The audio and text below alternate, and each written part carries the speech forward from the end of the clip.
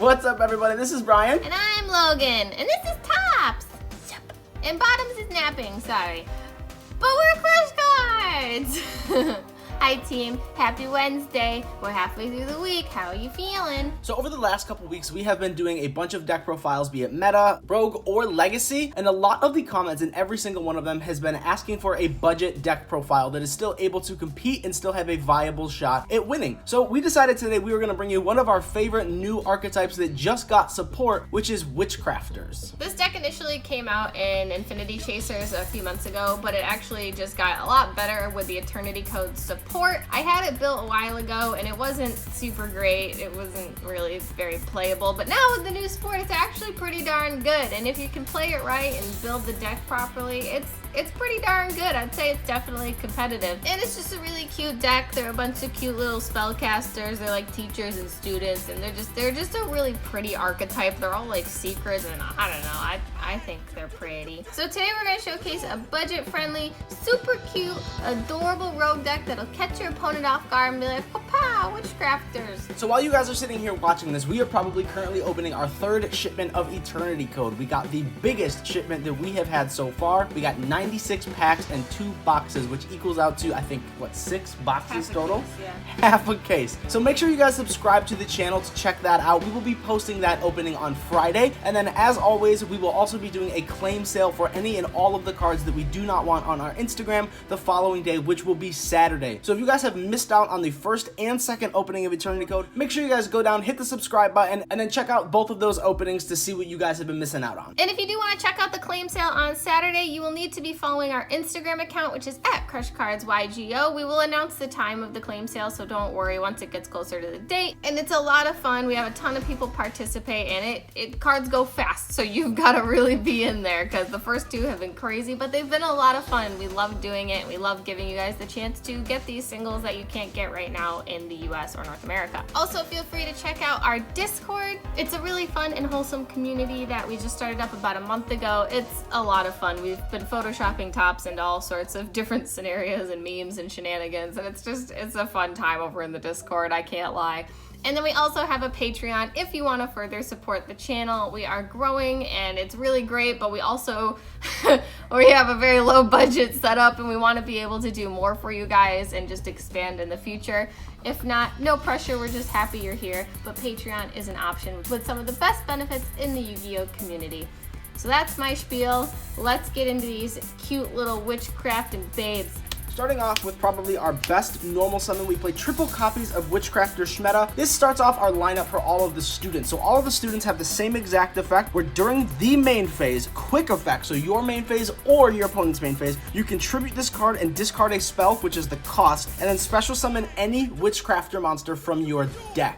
So it's really important to note that when you discard the spell, it is kind of a neg-1, but the spells do have a really cool recursive ability, so we will get into that, but they all also have different alternative effects in the graveyard. And Shmeta's effect is you can banish this card from your graveyard and then send 1 Witchcrafter card from your deck to the graveyard. So you can send any spell or trap or any monster that you would need if you want to like reborn it to get it back on your turn. And she's a level 4, so it kind of just helps to further your win condition. And then onto our other normal summons, we are playing triple Witchcrafter Jenny. This was a really cool support card that came out in Ignition Assault, and this card once again has the same exact effect to tribute itself and discard a spell to special summon any Witchcrafter monster directly from the deck. And then her graveyard effect is pretty neat. You can banish her and a Witchcrafter spell from your graveyard, and then her effect becomes that card's effect, so that's pretty neat. And what's really busted about that is all of the Witchcrafter spells are hard once per turns, but because Jenny actually is the activated effect, you can abuse that and use the spell effects twice per turn if you want to. She's like a Verte Anaconda, but cuter. And not a gross predaplant snake. She's Jenny. We like Jenny from the block. We are playing double Witchcrafter Patois. I know that that's not a lot of monsters and or normal summons. However, you don't want to clog your hand or just really anything with a bunch of monsters. This is a spell heavy deck, and this card literally just allows you to see more spells because its activated effect is the same as all the other students. To tribute itself and discard a spell to special summon any Witchcrafter monster directly from your deck, and then its graveyard effect is that you can banish this card from your graveyard and then draw 1 card. And then you send 1 Witchcrafter card from from your hand to the graveyard, but if you don't have any, you basically have to banish your whole hand. So she's like a worse allure. Yeah. But what's really good is if you have like multiple spells in your hand, this allows you to get those spells out of your hand. This thing is kind of like a tier 2 Sky Striker meets like a tier 2 Eldritch. Like they have all the same functionality, but they're not as strong. Yeah, they have a lot of the really cool ideas of these really good decks, but they're just a little bit on the rogue side. So this card is realistically just a little bit of draw power.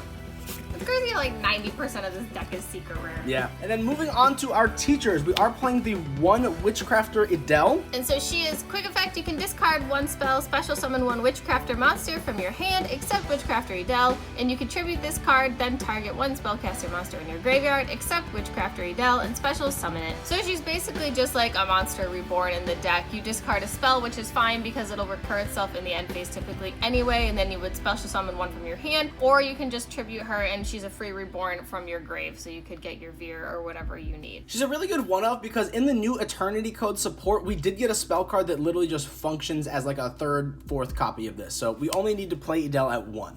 Did you play the one Witchcrafter Hane? Someone said in stream the other night that this is like a $10 super rare. I had no idea, but I guess it does make sense. This card says that your opponent cannot target other spellcaster monsters that you control with card effects. So this is like a built-in protection. The only downside is that your opponent can target this card. They cannot target any other spellcaster monsters, but they can target Hane. But then Hane also has a really good effect. It's a quick effect to discard a spell and then pop any face-up card on your opponent's field. Look at her. She's like in leather and stuff. I don't know. She's like that dark arts teacher. She's teaching you that stuff they don't want you to know. Like how to get puppies without paying for them. Yeah. And then moving on to probably the better teachers, we are playing the one copy of Witchcrafter Uwu-woo? Golem.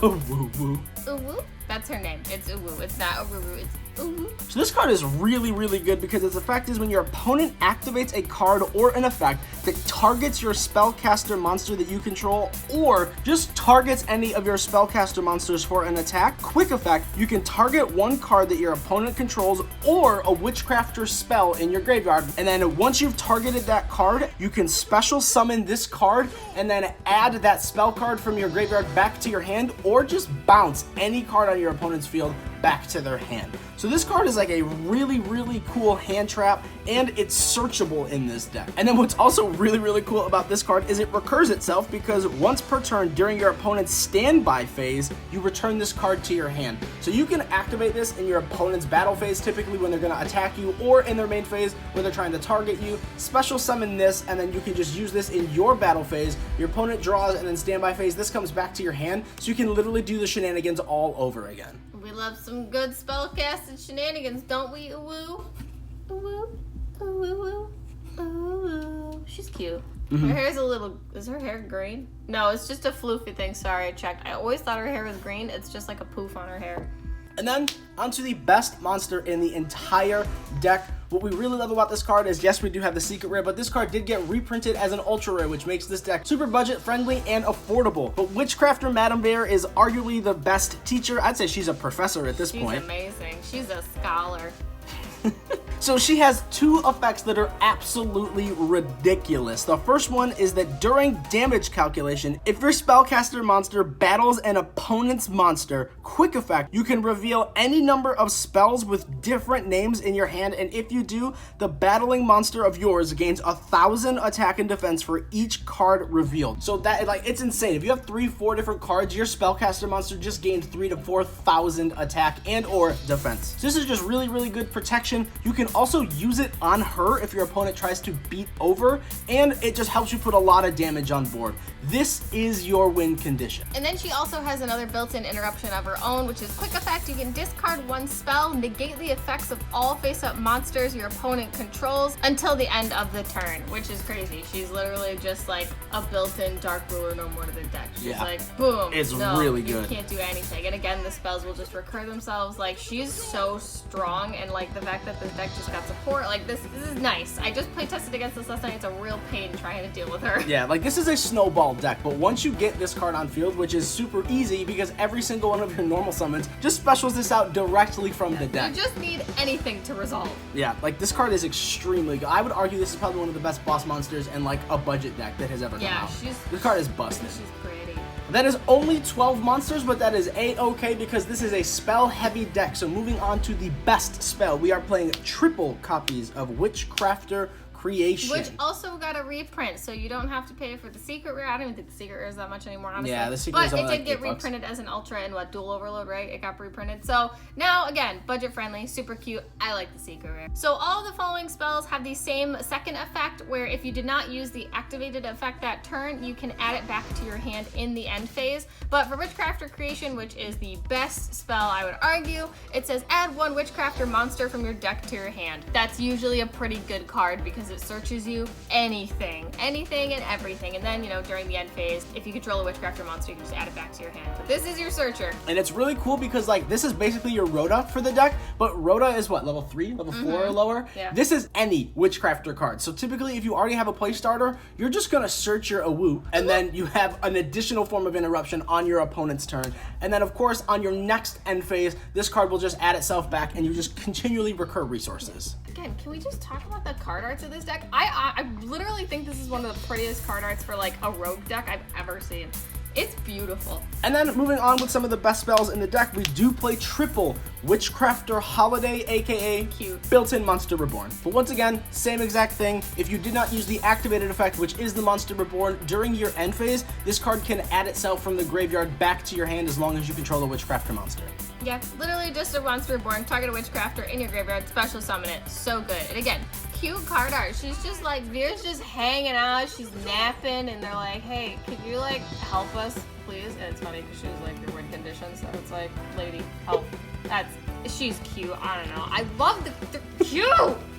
And then onto our Eternity Code support. We are playing triple copies of Witchcrafter Unveiling. I would argue this is probably my favorite card arc in the entire deck. I mean, yeah, it's pretty hilarious. We'll get into the card art in 1 second, but the effect of the card is special summon one Witchcrafter monster from your hand, and if you do, your opponent cannot activate cards or effects in response to the activation of your spellcaster monster effects for the rest of the turn. And then during the end phase, blah, blah, blah, you know the spiel, add it back to your hand if you did not activate the effect. That's crazy. It's a quick play that's like, hey, you can just special summon something and then your opponent can't do anything about it. And it's really cool too because not only does it special summon any Witchcrafter monster, but all of your student Witchcrafters are quick effects in their own right. So you can get another boss monster out during your opponent's turn. Yeah. This is why this deck reminds me of Sky Striker so much, because it has so much utility. But like they have to stop this card because after this point they can't stop anything. Like, yeah, they can't respond. That's it's insane. So cool. Like I love this card. And then, you know, the card art. Let's just talk about the card art. Like, look at how smug Veer is. God, all she does is sleep and sit around and look like she's being bothered. And I love her and I relate to her deeply.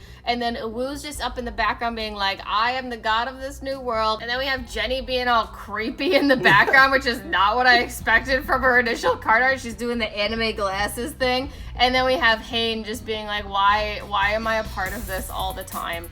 It's great. It's kind of like they're like little like cute little trifecta, but there's 4 of them. I don't know, it's like their little Power Ranger pose and it kind of cracks me up. They're just like, here we are, woo. A lot of people might wonder too, why are you playing 3 of this card and 3 of a lot of other cards? As we said before, this deck functions on having spells in your hand, and all of your Witchcrafter monsters discard spells for cost. So whether you're actually using the activated effects or not, you can discard a bunch of cards for your activated effects, and then during the end phase, they just recur themselves regardless, since you haven't activated your discarded effect. This is a decent one-up. It's not really like a card you need to play, so if you want to cut it, feel free. We're just a big fan of playing 41 card decks, so we decided to include the one Witchcrafter collaboration. This card says you can target one Witchcrafter monster you control. It can make a second attack during each battle phase. And then also, if it attacks this turn, your opponent cannot activate spells or trap cards until the end of the damage step. So it gives you a little bit of protection, and it kind of just ensures that all of your double attacks are going to go through. And then the same thing is all the other Witchcrafter effects. If you haven't activated the effect of this card, you can just just add this card from your graveyard back to your hand as long as you control the Witchcrafter. But what I like to do is I like to discard this card off of any of the Witchcrafter effects and then banish this with Jenny so that you could still use this effect without actually having to have it in your hand. So this card is really fun.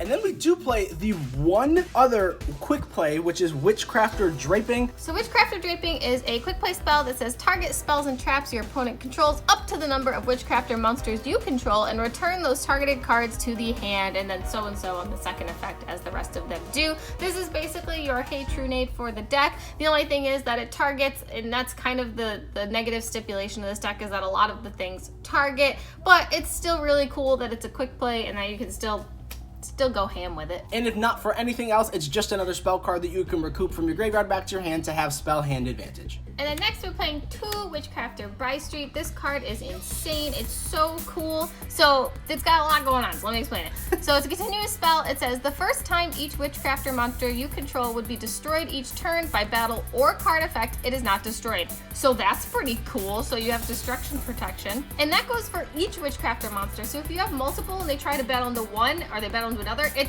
protects eeach one. So that's really cool. It's kind of like Diagram in a sense. Not that I like bringing up True Dracos, but it feels like that. Spell decks. And then you can only use one of the following effects of Witchcrafter Bride Street per turn and only once that turn. So here are the following effects. If a Witchcrafter monster you control would discard to activate an effect, you can send this card from your field to the graveyard instead, which is cool. It's still like a 1-for-1, but at least you don't have to discard from your hand and you can maintain like spells in your hand. And then the second effect is during your end phase, if you control a Witchcrafter monster while this card is in your graveyard, you can place this card face up in your spell and trap zone. So that's pretty rad. Yeah, this card is nuts. This card is protection, it's recursion, it's help saving your hand resources, which is really rad. I think it's cute. And then just look at the card art. It's like I think it's like all their little rooms because they're all like color coded in there. And there's like a little bunny in the street. I freaking love this deck. I think it is so pretty. Like, I'm gonna do some lore hunting on this deck because it's got a lot going on and I love it. And I've heard people say that it relates to like Endymion and the spellcasters and everything. Look, there's this guy right here. Jenny's got the little spell counter, and then the little spell counter is also right there on the card art. Oh my god, look at us connecting dots. And then we do play the one Witchcrafter Scrolls. I will say, when we were cracking open Infinity Chasers, I think this was the hardest card for us to pull, which is very strange. Which is weird because I feel like everyone pulled this card. Yeah, we actually had to trade for this card because we didn't have it. But once again, back onto the lure, there is the spell counter. It's literally right there in the corner. I didn't even know that until I just saw it. Oh, that's so cool. But this card is the same as By Street, where it offers you 2 different effects, but also once per turn. When a spellcaster monster destroys a monster by battle, you can draw 1 card. So it's just additional draw power for the deck, and it helps you when you battle. And then the 2 effects that you can choose one of per turn is if a Witchcrafter monster you control would discard for a card effect, you can send this card from your face-up field to the graveyard instead. So it's the same as By Street, and then it's the same exact second effect also, which is during your end phase. If you control a Witchcrafter monster while this card is in your graveyard, you can just place it face up in your spell trap zone. Such learning, much wow. And then we are onto our 4-card package. We play 2 different 4-card packages. We are playing triple copies of Foolish Burial Goods and the 1 Metal Foes Fusion, and then we are playing triple copies of Secret Village of the Spellcasters and 1 Terraforming. So these 8 cards are just absolutely insane in the deck because, as you guys have seen, for all of the Witchcrafter spells, if they are in your graveyard and you haven't activated their effects, they just recoup themselves back to your hand during your end phase. So Foolish Burial Goods allows you to get any spell that you need directly from your deck to your hand during the end phase, or if you already have what you need, Metal Foes Fusion just allows you to shuffle the card from your graveyard back into your deck and then draw 1 card. So it's just really good draw power. The synergy with these 4 cards in the deck is just absolutely ridiculous. And then we're just playing our 4 copies of Secret Village of the Spellcasters. Obviously, this entire deck is Spellcasters, and just in order to provide a further floodgate to your opponent, not letting them use spells while you use spells is always really nice. And it is a rogue deck at the end of the day, and stopping other rogue decks or any other deck is always really helpful. And then maybe one of the most controversial choices that we had to make in this deck was Called by the Grave. I will just be open right now. We did not choose to play Called by the Grave because in this format, if you lose the die roll, Call by the Grave does absolutely nothing for you regardless. So we decided that we were going to play a bigger going second package that is spell related and just allows you to gain advantage, or at least catch up if your opponent has too much advantage. So in this specific meta with Adamancipator, Eldritch Combo, and a bunch of these other ridiculous build-a-board decks, we decided to main deck 3 Dark Ruler no more, because not only does it help you go second if you lose the die roll, but it also allows you to just shut off your opponent's entire board and at least set up so that you have a fighting chance to play the game. And worst comes to worst, if you open this going first, it is just another spell with a different name, so you can still have spell hand advantage. Also, for our cards that allow us to go second, we do play the 1 Monster Reborn, because at worst it can just bait a negate, or it's an extender if they let it go through. We do play the 1 copy of Instant Fusion, because this card just still has so much value and it's a spell. And then we do play the 1 copy of Mind Control. Once again, 1-for-1 trades with your opponent, and if they don't negate it, you go +1. So this card is really, really good. And then the last 2 cards in the deck, we are playing the 1 Double or Nothing, believe it or not. We only play 1 level 4 in the deck, but Instant Fusion gets us access to another level 4, or we have so many Reborns in the deck where we can just get back both of our Schmetza and go into this. This is just an obligatory win condition. You don't need it, but it does help sometimes, and it has come up quite a few times in testing. But guess what? You're just gonna open it anyway, even though you only have 1 copy, so it's fine. And it's a spell with a different name, so it still helps if you open this card. Wow. And then last but not least, we are playing the new Eternity Code support, which is Witchcrafter Patronus. Oh, they're so cute. Look at them. I think it's so... Look at little Pottery. She's just hanging out down there. She's all cute. And Schmetta's all, like, happy. And, oh, my God. They're cute. Like, Sorry, Pottery. We don't play you. I don't know who Homegirl is over here, but, like, in the mirror thing, it's probably an old card or something. But, no, like, that's not a woo. It's totally a woo. No, it's not a woo. It has short hair. I lied. It is a woo.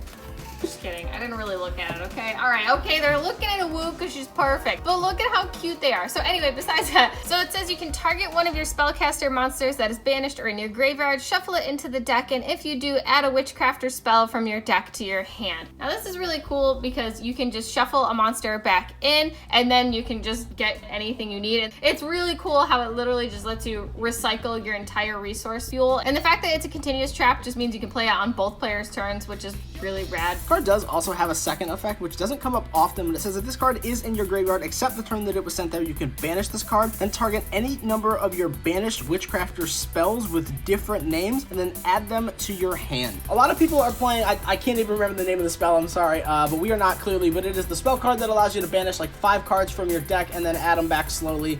We just think that that card is extremely slow. This card does help that strategy, but like you are realistically trying to control the board and to play cards in your deck that are just bricks and that you don't really want to resolve more than once. It didn't seem like it was worthwhile in the slot. And as we said, this specific meta right now is a build a board, 1 turn your opponent's gonna kill you. So it like the card is just too slow. So this is why we decided to go with this build. But yeah, this is 41 cards. So final look at Patronus. All right, so this is just like OG Awu being all like classic looking before she got her fashion upgrade apparently and her secret rare card art. But you know, like, look at the girls. Look at them. Look at this wholesome deck and tell me you don't want to play it. And moving on to the extra deck, you can realistically just play whatever you want. This deck does not need its extra deck. We did want to make this budget friendly, so we chose not to incorporate Pot of Extravagance, but this deck can definitely play Extravagance. So our first choice is Link Karibo, because it just gets your Jenny off field if you don't need to use it, so you can get it into the graveyard and just completely utilize its effect to go +1, and it gives you battle protection for your next turn, which is something that this deck desperately needs. Hi, Jenny. Oh, my voice cracked. That's scary. Literally the same exact thing. We play the 1 Almirage just to get some of your Witchcrafters off the field and into the graveyard. He's like $1 now, right? Not even. Oh, I think like 8 cents. Oh, that's so. Remember when that was a $40 card? Yeah, we sold the secrets. Here's our Ultra. Feels bad. This card is insane. Yeah. We play the 1 Relinquished Anima because if you open Instant Fusion, and we do play, spoiler alert, whoa, you get to suck up 2 monsters. Just a vacuum of spellcasters. But what's really cool about this card is, as we said, a lot of decks are now build-a-board decks, so if you can manage to bait a negate or 2, or you do open the Dark Ruler no more, and your opponent plays into the extra monster zone column, so like if this is your, there you go, and then your opponent summons right here, or right here. Like me, who is a fool and will always do that. You literally just get to take their monster. So this card is absolutely amazing. Also, it's so fun. I literally just realized that these are spellcasters. I feel like an absolute fool. Yeah, it's crazy. Because I was like, haha, he's a good back for spellcaster. And I'm like, oh my god, he is a spellcaster. And I'm like, boom, boom. And then we do play the one instant fusion, and there's a lot of extra deck slots. So we chose to play the one gravity controller. This card is any non-link monster in the extra monster zone. And then when it battles, it literally just, it's removal. It's easy removal for any monster in the extra monster zone. You guys know what gravity controller does. Bye-bye, Max. And then we move on to probably my favorite part of the extra deck. These never come up but like once or twice. But we are playing the Charmers. We are playing the one wind, the one water, and the one fire because they all have the same attributes as Witchcrafter monsters in your deck. And it realistically just allows you to get into your unicorn play a lot easier. Cute. Look at them. Why are you a rare? I know, it's Why so can't you be a sad. super? Like, this is so upsetting to me. And they're all spellcasters. I just realized They're that too. Charmers, you doofy. Oh, that makes sense. Oh my goodness. Who would have thought Charmers are spellcasters? And then this is a really interesting tech choice, but we are playing the one. It's hideous. Oh man, Puzzlemon. How do you what? Puzzlemino, the drop and deleter. What?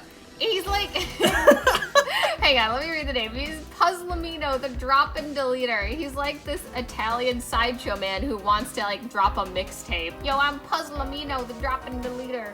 Come throw me some coins because my life's sad. So this card realistically just helps you get into your Utopia double plays because it is 2 monsters with different levels, which is every single card in your deck. And then its effect is if a monster is special summoned face up to a zone that this card points to, which is either down or to the right, you can declare one level from 1 to 8, and that monster becomes that level until the end of the turn. You can target 2 monsters on the field with the same level, one on your side, one on your opponent's side, and then pop them both. So not only is it disruption, but if you can manage to special summon any of your boss monsters that you don't need and make them a level 4, and then you can just have Schmeta, and you have a bunch of reborn effects, so you can have plenty of ways to get your Schmeta back from the graveyard. You can just go into your Utopia double play and kill your opponent even faster. So this card is really interesting, and like any Utopia double deck that has extra deck space, this card is really worth it. And then for our link 3s, we are playing the one Nightmare Unicorn, and then the one Selene. I know everyone thinks that Selene is actually an Endymion card, which it kind of is, but in this deck specifically, everyone knows what Unicorn does, but in this deck specifically, if this card is link summoned, place spell counters on this card equal to the number of spells on the field and in the graveyard. That is on the field, not your field. So you automatically, if you play this deck right, and you don't go into a link 3 turn 1, because you can't with this deck, turns 2 and 3, this card automatically gains the following effect, which is once per turn during the main phase, quick effect. You can remove 3 spell counters from your field, special summon 1 spellcaster monster from your hand or graveyard in defense position to a zone that this card points to. You can get back your Thousand Eyes Restrict and eat another monster, or if your opponent manages to get over any of your boss monsters, you can just bring them back with this. And what's really cool is that the fact that that's a quick effect, you can activate that reborn effect on your turn and your opponent. So like you get double reborn off of Selene. She's like the big wonderful mom of this deck. She's the big wonderful mom of a lot of spellcaster decks. We love her. And then, I mean, we don't need to explain this. Utopia double. Oh, wow. They're here. Wow. Win condition. And then for our instant fusion targets, we are playing the 1,000 Eyes Restrict, the 1 Millennium Eyes Restrict. We know we said this is a budget option, but you can just sub this card out for anything else. And the 1 Mud Dragon of the Swamp, because it is a level 4, and its activated effect is your opponent cannot target this card or monsters on the field with the same attribute as this card with effects. And then the really cool thing is once per turn, you can declare 1 attribute, and then this card becomes that attribute. So it's just protection. It's really, really cool. And it doesn't really come up often, but for your Charmers, you can make any of your monsters on the field any attribute, and then just link them away into the Charmer that you need. So really, really fun, really, really cool interaction. That's fun. Yeah. I didn't think about that. That's actually really cool that you can do that, and you can just link into all of them. Yeah, until you get, like, so, like, you get, like, if your opponent is playing Salad, but you don't have access to Schmeta, but you do have access to, like, Jenny, and you can instant fusion this out, you can just make your Jenny fire, and then link into your... Oh, Jenny, she's so fire. Link into your Hida, and then take your opponent's crap, and then you know the deal. And for those of you who are like, oh my god, this is a budget, oh my god, I'm triggered, you can just play Winda for an instant fusion target as like a floodgate of her own, because you don't really special summon more than once really anyway in this deck. So you can always go into Winda if you want instead of Millennium Eyes Restrict. And oh my god, Winda is a spellcaster. So you know what? If you don't want to play this or can't afford it, look, it's Winda. She's a spellcaster. That's absolutely busted. Logan just big brained that. So instant fusion target, Winda, Floodgate, spellcaster, do it. And since instant fusion destroys the card in the end phase and you'll lose the Winda, you can use Celine to get her back.